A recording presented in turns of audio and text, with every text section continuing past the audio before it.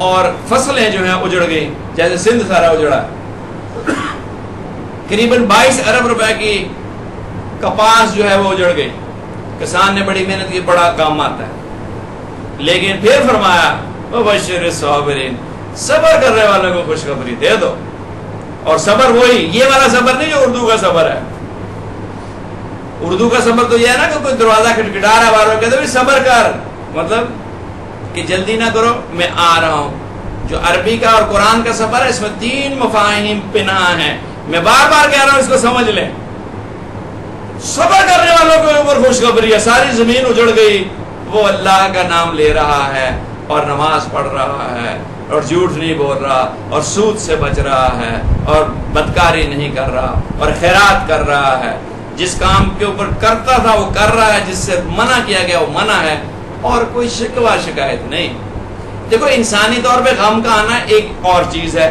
جیسے حضور صلی اللہ علیہ وسلم کا بیٹا فوت ہوا، آپ نے اس کو گود میں اٹھایا، 1 سال کا تھا، آنسو نکل کے داڑھی کے اوپر آ گئے اور لوگ حیران ہو گئے، اللہ کے نبی آپ بھی روتے ہیں؟ کہ کیوں، میں کیوں نہیں روتا، میرا یہ بیٹا تھا، اگر یہ زندہ رہتا ہو تو پیغمبر ہوتا. لیکن اللہ نے اس کو اپنے پاس بلا لیا اور کہا کہ اے ابراہیم، تیرے مرنے سے ہم بہت مغموم ہیں، لیکن ہم کریں گے وہی جس کا اللہ نے ہمیں حکم دیا ہے. بس یہ کہہ کے صبر، اور اس کو میں قبر میں دفن کر دیا. تو غم زدہ ہو جانا یہ فطری ہے. پریشانی تو آئے گی، درد تو ہوگی، جب بخار چڑھتا ہے ہڈیاں تو ٹوٹتی ہیں، کراتا تو ہے، انسان ہے تو فرشتہ تو نہیں، لیکن دل اطمینان اور قرار پکڑے ہوئے ہو کہ میرا اللہ میرے احوال سے بے خبر نہیں ہے، یہ اس نے حالات بھیجے ہیں، کسی کی کیا مجال کے وہ کیا ہے. تو بشر الصابرین، جو صبر کرنے والے ہیں ان کو یہ خوشخبری دے دو. اور ان صبر کرنے والوں کی کیا علامت ہے؟ الذین اذا اصابتہم مصیبہ، ان کے اوپر جب کوئی مصیبت آتی ہے، پریشانی آتی ہے، قالوا، تو وہ کہتے ہیں انا للہ و انا الیہ راجعون، ہم اللہ ہی کے لیے ہیں اور اللہ ہی کی طرف لوٹ کے جانا ہے. گھبرانے کی کون سی بات ہے؟ live so beautifully, live so beautifully. If the death is the end of all, God himself may be put to shame for having ended thy career. کہ زندگی تو ایسی ہونی چاہیے کہ اللہ جب موت دے کہ کیا بات ہے، ابھی کیسی اچھی زندگی گزار کے ہے، میرا بندہ ہے، فرشتوں سے کہے مبارکباد دو، کیسا اچھا بندہ اوپر آ رہا ہے. تو مسلمان کے لیے تو دونوں زندگیاں بہترین ہیں. اگر ادھر ہے یہ بھی بہترین ہے، اللہ کی محبت ہے، اللہ کا شکرانہ ہے، اللہ کا ذکر ہے اور ساری باتیں ہیں. اور اگر مر گیا تو آگے کی زندگی بہترین ہے، جنت اس کے لیے آراستہ کی جائے گی، فرشتے اس کو ویلکم کریں گے، حضور صلی اللہ علیہ وسلم سے اس کی ملاقات ہوگی، صحابہ کرام کی زیارت ہوگی، اللہ تبارک و تعالیٰ کا سلام پیش ہوگا. تو موت سے کیا ڈرنا، موت سے کیا ڈرنا؟ موت کے لیے تو مانگنی نہیں ہے موت، لیکن موت کے لیے ہر وقت تیاری اور موت کی بڑی خوشی. ہمارے حضرت فرماتے ہیں ملک الموت جو ہے، موت کا فرشتہ، یہ رحمت کا فرشتہ ہے، یہ رحمت کا فرشتہ ہے. جو بندے کو اپنے محبوب سے ملائے گا وہ تو رحمت کا فرشتہ ہے. اس لیے آزمائش تو ضرور آئے گی. ایک آدمی گزر رہا تھا، حضور صلی اللہ علیہ وسلم نے فرمایا ادھر آؤ، کیا احوال ہے؟ اس نے کہا اے اللہ کے نبی مجھے آپ سے بڑی محبت ہے. آپ ایک دم سیریس ہو گئے اور فرمایا سوچ لو. اس نے کہا سچ ہے اے اللہ کے نبی مجھے آپ سے بڑی محبت ہے. انہوں نے فرمایا پھر تیار رہ، پھر تیار رہ، مصیبتیں تیری طرف اس طرح دوڑیں گی جیسے پانی نیچی جگہ کی طرف دوڑتا ہے، پانی نیچی جگہ کی طرف دوڑتا ہے. اور حضور صلی اللہ علیہ وسلم نے فرمایا دنیا میں سب سے زیادہ میں ستایا گیا. تو جن کے رتبے ہیں سوا، ان کا سوا مشکل ہے. جو اللہ کے قریب بندے ہوتے ہیں ان کو بڑی آزمائش آتی. ہمارے بڑے حضرت، ہمارے دادا پیر جن کا پڑھتے ہیں ہم نام، مولانا غلام ربانی رحمۃ اللہ تعالی علیہ، 120 سال کی عمر میں انتقال ہوا. قریباً 60 سال کی عمر میں ان کا پروسٹیٹ کا آپریشن ہوا، وہ کامیاب نہیں ہوا. دوبارہ آپریشن ہوا پھر کامیاب نہیں ہوا، 12 آپریشن ہوا پھر کامیاب نہیں ہوا۔ 60 سال زندگی کے ایسے گزارے، نیکسٹ 60 ایئر بڑھاپے کے، کہ پیشاب بند ہو جاتا تھا۔ ہر وقت جب پیشاب پہ تقاضا تھا فولیز کیتھیٹر کے ذریعے پیشاب کروایا جاتا تھا، پائپ لگایا جاتا تھا، اس سے پیشاب خارج ہوتا تھا، اور اس میں انفیکشن تھی، بخار 106 تک چڑھتا تھا، اور وہ انفیکشن آخری وقت تک رہی۔ لیکن کہتے ہیں چادر جسم پہ ڈال کے بٹھا دیتے تھے کرسی کے اوپر، تو ایسے چہرہ لگتا ہے جیسے 18 سال کے بچے کا چہرہ، ایسے چاقو چبند اور خوش اور چہرہ تابندہ اور شگفتہ۔ اور ہمارے حضرت بھی ہم نے دیکھا کہ زندگی میں خالی کو دینا جس میں صحت ٹھیک ہو، ہر وقت علیم اور پریشان، لیکن طبیعت شگفتہ اور ہر وقت دل میں قرار اور اپنے معمولات۔ رمضان المبارک میں معمول تھا 10 پارے روز پڑھنے کا، ایک دن بخار چڑھ گیا بہت شدید، تو میں نے ایک ڈاکٹر کی حیثیت سے اور ایک مرید کی حیثیت سے میں نے کہا وہ معمولات میں ذرا آگا پیچھا کر لیں۔ میرا مطلب تھا کہ 10 پارے نہ تلاوت فرمایا، بخار ہے۔ تو فرمانے لگے اللہ کا شکر ہے سحری کے بعد 5 تو میں نے پڑھ ہی لیے تھے، چلے آپ منع کر رہے ہیں تو پھر میں 5 باقی پورے کر لوں گا۔ بخار اور روزہ، اور اس کے باوجود 5 پارے تلاوت فرما لیے، اور اگلے دن اس کو 15 کر کے تو پورا منزل پوری کر لی۔ کہتے وہ جو معمول تھا وہ پورا ہی رہا۔ یہ ہے اہل اللہ، ان کی ہمیں نقل کرنی ہے۔ گھبرانا نہیں، پریشان نہیں ہونا، پینک نہیں کرنا جیسے ساری دنیا بھاگ رہی ہے ہم بھی پر۔ لوگوں کو تسلی دیں کہ کوئی کچھ نہیں ہوگا، اگر موت آ گئی تو بسم اللہ، اور بے وقت کوئی مرتا نہیں ہے، جس کی آئی نہیں وہ مر نہیں سکتا، اور آ گئی تو کوئی روک نہیں سکتا۔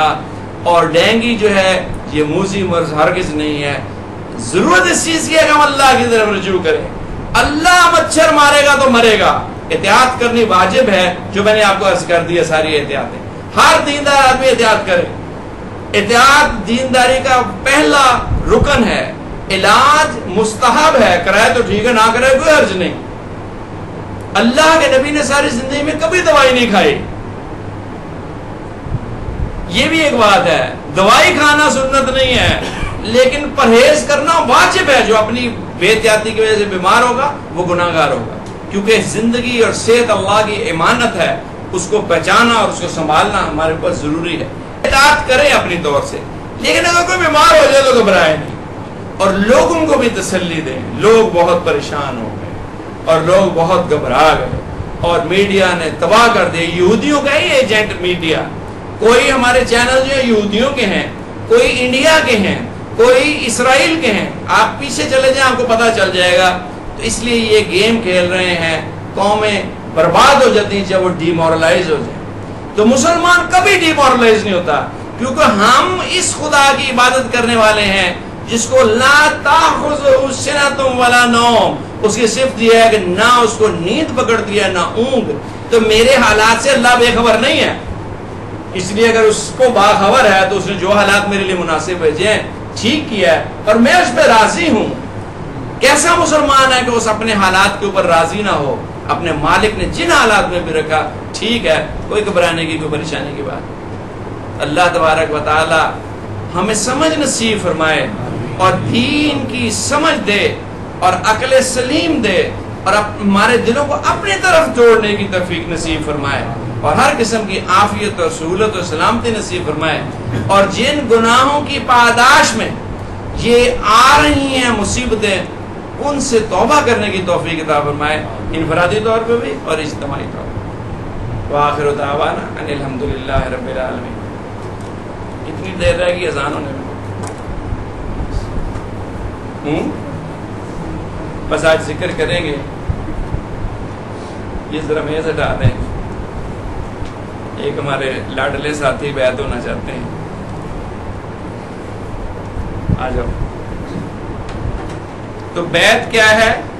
بیعت ہے ایک عہد ہے، اللہ کو ضامن بن کے ہم بیعت کرواتے ہیں اس کے اوپر، توبہ کے اوپر۔ پہلا سبق جو ہے وہ توبہ ہے، اور آخری سبق بھی توبہ ہی ہے۔ تو درمیان میں ساری زندگی اللہ کے ساتھ مربوط ہو کے گزارنی ہے۔ یہ عہد ہے کہ میں اللہ کے ساتھ تعلق کو جوڑوں گا۔ پہلا اس کا سبق جو ہے وہ توبہ ہے۔ پہلا سبق توبہ ہے. بعض لوگ ڈرتے ہیں بھائی بیعت ہو کے کیا ہو جائے گا. کچھ نہیں ہوگا, میں نہیں کچھ لیتا انشاءاللہ تعالی. اللہ تعالیٰ اپنا ہی محتاج رکھے. اور یہ ایک کمٹمنٹ ہے, ایک عہد ہے کہ ہم اللہ تک پہنچیں گے مل جل کے. ایک راہبر ہوگا اور ایک اس کے ساتھ ساتھ چلے گا. میں بھی توبہ کرتا ہوں, آپ بھی توبہ کرتے ہیں. میں تجدید کر لیتا ہوں, آپ نئے سرے سے کر لی. میں آپ کی توبہ پہ گواہ, آپ میری توبہ پہ گواہ. اس میدان میں سارے طالب علم ہیں, سارے محتاج ہیں, سارے کوشش کر رہے ہیں اللہ کی طرف پہنچنے کی. لیکن بعض اوقات درمیان میں ہرڈلز آتی ہیں, گنجل آتے ہیں, پریشانیاں آتی ہیں. اس وقت راہبر کی ضرورت پڑتی ہے. جیسے میں نے عرض کیا تھا شروع میں کہ پتہ کیسے چلے گا کہ آزمائش ہے یا سزا ہے. کوئی آزمائش سمجھتا ہے اپنے آپ کو ہوتی وہ سزا ہے, اور کوئی سزا سمجھتا ہے ہوتی وہ آزمائش ہے. اس لیے کوئی ایسی گھبرانے کی بات نہیں ہے, صرف یہ راہنمائی ہوتی ہے اور یہ مسنون عمل ہے, اور اس کا ہم نے اپنی آنکھوں سے دیکھا ہے. فائدہ ضرور ہے, فائدہ ضرور ہے. ادھر آپ تک نحمده ونصلي ونسلم على رسوله النبي الأمي الكريم وعليه الطيبين والطاهرين وأصحابه مهديين وبارك وسلم تسليما كثيرا كثيرا كثيرا.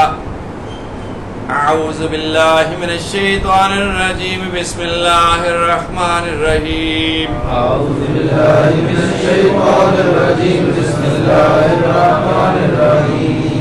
لا إله إلا الله محمد رسول الله. لا إله إلا الله محمد رسول الله. لا إله إلا الله محمد رسول الله. لا إله إلا الله محمد رسول الله. لا إله إلا الله محمد رسول الله. لا إله إلا الله محمد رسول الله. أستغفر الله ربي من كل ذنب وأتوب إليه. أستغفر الله ربي من كل ذنب وأتوب إليه. أستغفر الله ربي من كل ذنب وأتوب إليه. أستغفر الله ربي من كل ذنب وأتوب إليه.